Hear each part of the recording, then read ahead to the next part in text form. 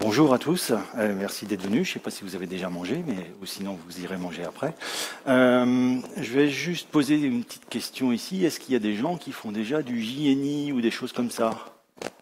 Ou qui savent ce que c'est? Ok. Est-ce qu'il y a des gens que ça intéresse aussi dans le futur, en production, d'utiliser des librairies natives dans un programme Java? Ok. Bon, c'est bien, vous êtes au bon endroit. Ok, donc je vais me présenter. Donc Laurent Huet, je suis chez Elastic, c'est pour ça qu'il y a le logo de la société. Je fais aussi, vous avez vu le t-shirt, je fais partie aussi de l'équipe depuis un certain nombre d'années.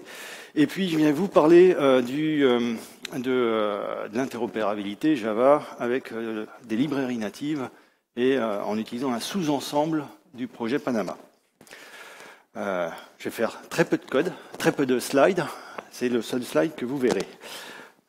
L'idée, c'est plutôt de passer du temps, le peu de temps qu'on a, sur du code.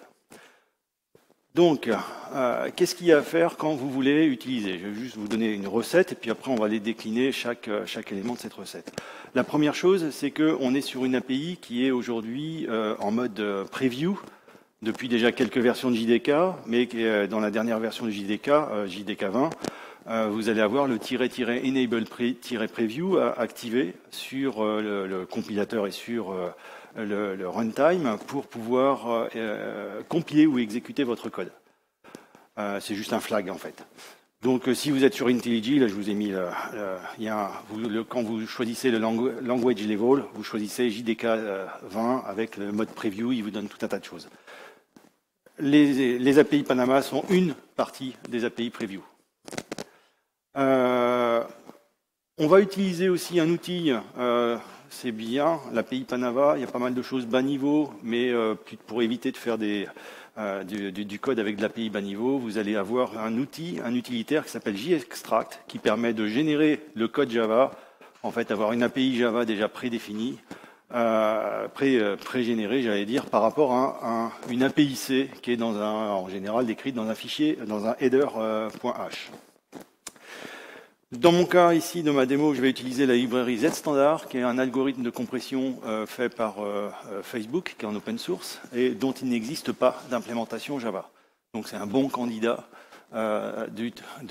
comme librairie qu'on voudrait utiliser dans le JDK. Il existe une librairie Java qui permet d'utiliser ZStandard, mais en fait derrière elle utilise JNI. Donc JNI a des problématiques notamment d'utilisation d'objets qui sont dans la heap et qui va faire que ça va bloquer le garbage collector le temps de l'appel d'un code natif parce que les pointeurs sur les objets qui sont dans la heap, ils peuvent bouger avec le garbage collector. Donc en fait, il y a une des problématiques du JNI, c'est qu'il va y avoir des impacts sur le fonctionnement du garbage collector. Ce que le projet Panama va adresser. Je dis va parce que la version de production n'est pas encore sortie. Et ne sortira pas non plus avec la 21 qui est toujours prévue en preview, donc probablement dans les versions qui suivent. Je vous ai montré ici comment installer une librairie native. Là, sur mon Mac, j'ai utilisé un Brew, l'outil qui permet d'installer automatiquement la librairie. Quel que soit l'OS que vous utilisez, l'idée c'est d'avoir juste une DLL, un fichier .so ou un fichier dlib ou lib qu'il y a sur Mac pour avoir la version compilée.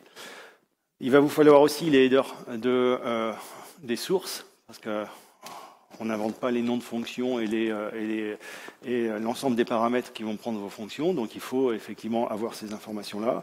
Et le step 4 ici, j'ai fait une erreur, j'en ai rajouté un, j'ai oublié de décaler, peu importe. Donc le JExtract, ça va être utile alors il y a différents flags, moi j'ai fait le choix de pas générer directement des fichiers .class, mais de générer les sources parce que ça m'intéresse d'aller voir les sources derrière. Donc JExtract, c'est un binaire qui pour le moment n'est pas encore dans le JDK, il est dans un repos séparé, mais à terme il devrait l'être. C'est bien, maintenant on vous fournit un binaire, auparavant ce n'était pas le cas, il fallait compiler l'outil soi-même. Donc vous avez ici le JExtract, vous mettez le -- source, vous choisissez ici le package dans lequel vous allez mettre les sources qui vont être générées, vous mettez ici le -L, c'est pour dire, c'est le nom de la librairie. Donc souvent, notamment ici, c'est libzstd.dilib. Donc en fait, c'est zstd le nom, parce que vous aurez un zstd.so ou un libzstd.so sur un Linux ou ce genre de choses. À chaque fois, là, ça dépend un petit peu de la plateforme sur laquelle vous allez être. Je vais mettre ici c'est un include, en fait, une clause pour dire où est-ce que les fichiers .h que je vais référencer se situent. Et puis ici, alors petite chose, c'est que j'ai dû faire, le JExtract ne prend qu'un seul fichier .h en entrée, sauf que ma librairie ZStandard, elle, m'expose son API à travers 3 fichiers H. Donc en fait, j'ai fait une espèce de proxy, entre guillemets, c'est juste que j'ai référencé avec des includes les 3 fichiers H présentés par l'API de la librairie dans un seul fichier H que j'utilise ensuite dans mon outil, avec l'outil qui va me le générer. Petite chose, on va dire un petit tips, ça c'est pas dans la doc non plus, il faut le trouver. Et c'est le genre de choses quand on commence effectivement, où on se dit zut, comment je fais pour générer avec les trois fichiers H. Donc ça fonctionne très bien comme ça. Une fois que vous avez généré votre code, eh bien vous allez avoir une arborescence qui ressemble à ceci. Oups là, pardon.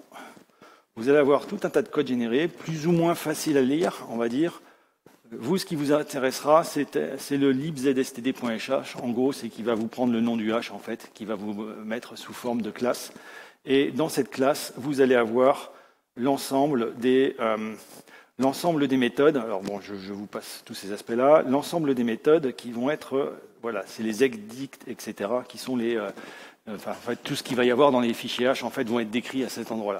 Donc l'API qu'on voit ici, le ZECDICT, etc., qui, si je prends ici le manuel, vous allez retrouver l'API qui est fournie, c'est l'API C, directement fournie par la documentation officielle. Donc c'est juste, finalement, une traduction de ces méthodes-là dans le code qui a été généré. Ok, donc une fois que ça c'est fait, ensuite, eh bien, je passe à l'étape 5 qui va être d'utiliser le code.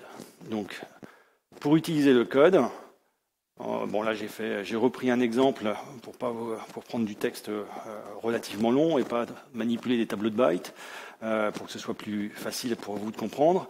Globalement, ce que l'on va faire, c'est qu'on va juste avoir un texte original et on va commencer à avoir une notion de gestion de mémoire. Parce qu'en fait, là c'est bien maintenant de commencer à utiliser l'API, qu'on va appeler une méthode, mais ce n'est pas que des appels de méthode. Ça va être aussi de passer des informations qui sont aujourd'hui dans votre JVM à la librairie native. Donc en fait, il y a dans l'API Panama, il y a un certain nombre d'API qui vont vous permettre de gérer de la mémoire native. Et c'est de la mémoire que vous allez allouer en dehors de la heap. Donc c'est une mémoire qui ne va pas du tout être adressée par le garbage collector. Donc, vous avez la notion d'arena pour faire ça. Donc, en fait, il y a plusieurs versions, mais si vous faites avec un try finally, vous allez avoir, en fait, tout ce que vous allez ouvrir et allouer dans cette arena va être automatiquement libéré à la fin. Toute la mémoire qui va être allouée. Je ne vais pas forcément aller plus loin sur cet aspect-là parce qu'on a très très peu de temps. Juste pour aller plus loin, donc ici, on va voir que en fait, Arena, cet objet-là, va vous avoir plein de méthodes de type allocate quelque chose. Là, c'est effectivement allocate UTF-8 string, c'est quand vous allez allouer des chaînes de caractères qui, par défaut, là, sont considérées en UTF-8. Et puis ensuite, on va aller faire ici une allocation de bytes, juste en récupérant sa longueur. On va appeler la méthode zstdcompress, mais en fait, c'est directement la librairie native qui a été compilée. Je vous passe les détails de comment il retrouve la méthode, les pointeurs, etc. Ici, en fait, j'ai oublié de le préciser, la méthode allocate, à chaque fois, va vous donner un objet de type memory segment. En fait, memory segment, ça va être soit un segment 0, donc c'est un pointeur, typiquement, et si c'est un memory segment qui est d'une taille qui est plus que 0, eh bien, ça va être la taille que vous allez allouer, qu'on a loué précédemment ici. C'est juste, finalement, un tableau de bytes en mémoire. Enfin, je n'ai même pas dit un tableau de bytes, une suite de bytes, tout simplement. Donc, ici, le ZSTD-compress, finalement, vous voyez que ça vous renvoie tout simplement un long, parce que c'est relativement classique dans les API C que lorsque vous appelez une API, ça vous renvoie juste un entier pour dire 0, ça s'est bien passé, ou un code d'erreur, ou ce genre de choses. Typiquement, c'est le cas ici de la librairie ZSTD Compress qui va vous renvoyer directement un code d'erreur qu'on va pouvoir traiter par la suite. C'est juste que ce code d'erreur, en fait, on a fait ici il y a aussi une méthode utilitaire qui, à partir du code ZST qui est renvoyé, ça vous renvoie l'erreur. Enfin, bref, voilà. Je passe le détail de cet aspect-là. Ce qui est important, c'est plutôt comment on passe les paramètres à la fonction. Et en fait, vous voyez ici que vous avez des memory segments, vous avez qui sont utilisés, et c'est pareil, ces memory segments, ce sont des choses qui correspondent à des zones mémoire que vous allez allouer. J'ai pas forcément mis ici cet aspect-là. Vous avez la possibilité, lorsque vous avez des structures beaucoup plus complexes que juste ici une chaîne de caractères ou un tableau, vous avez la possibilité de décrire ces structures, et cette documentation est aussi fournie, pour l'instant pas dans la Javadoc, elle est fournie dans un repos spécifique, et vous allez avoir ici, c'est pas là. Je me suis trompé ou pas? Non, c'est bien celui-ci. Voilà, vous allez avoir des choses de ce genre-là pour aller définir. Donc, il y a des var handle, etc. Il y a tout un tas d'API pour pouvoir reconstituer une structure et pouvoir même mettre des noms logiques pour faire en fait comme si vous étiez en train de naviguer avec une navigation pointée dans les variables pour récupérer des valeurs à l'intérieur de votre structure. Mais derrière, c'est forcément des octets qui sont mis bout à bout en mémoire. Ok, donc pour revenir au code, en fait, vous voyez ici que vous avez du code Java relativement classique, en dehors de ces allocations mémoire, en dehors du fait que effectivement, c'est pas dans l'esprit Java, parce que l'API-C souvent c'est pas des objets qui sont retournés, mais c'est plutôt des entiers très souvent. Mais vous n'avez aucune connaissance pointue, j'allais dire, vous n'avez aucun code C à générer pour pouvoir l'utiliser. Bon, je peux bien sûr exécuter maintenant cet aspect-là. Juste un détail, c'est que si je vais voir ici, pour l'exécuter, il y a 2-3 petits détails. D'une, je devrais avoir le enable-preview. Et la troisième chose, c'est qu'il va falloir que je dise au JDK à quel endroit est ma librairie. Donc, en général, ça dépend de la librairie, du système d'exploitation. Là, dans mon cas, j'ai installé avec Brew, donc il va m'installer la librairie dans cet endroit-là. Donc si maintenant j'exécute tout simplement cet aspect-là, en fait, vous voyez que il m'a exécuté mon code, il me l'a affiché ici la version compressée parce que j'ai utilisé une librairie, une API exutil pour afficher en hexadécimal le binaire compressé. Vous voyez qu'il m'a bien compressé mon texte de 1487 octets à 854 octets. Pour aller plus loin, parce qu'il ne reste plus que 2 minutes et je veux laisser des questions, je vous ai montré aussi ici l'API. Il y a un certain nombre de samples qui sont fournis avec JExtract qui va vous permettre, parce qu'il y a très peu de documentation encore sur ce genre de choses, il n'y a pas énormément de documentation. Donc ici, vous avez un certain nombre de librairies qui sont définies. Donc si vous avez des use cases avec des structures spécifiques ou ce genre de choses, c'est le premier endroit que je vous invite d'aller voir, c'est celui-ci pour essayer de vous inspirer déjà un petit peu et de voir comment c'est fait sans forcément aller dans le code directement du JDK. Je vous ai rajouté quelques liens à cet endroit-là, notamment l'endroit où il y a le JExtract et les 2 liens de documentation Panama. Merci. Est-ce que vous avez des questions? J'espère que j'étais assez clair. Ça reste assez bas niveau, assez technique.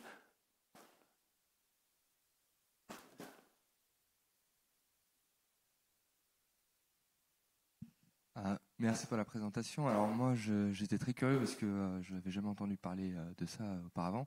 Je fais du Rust, j'ai une librairie en Rust qui peut du coup être passée en C.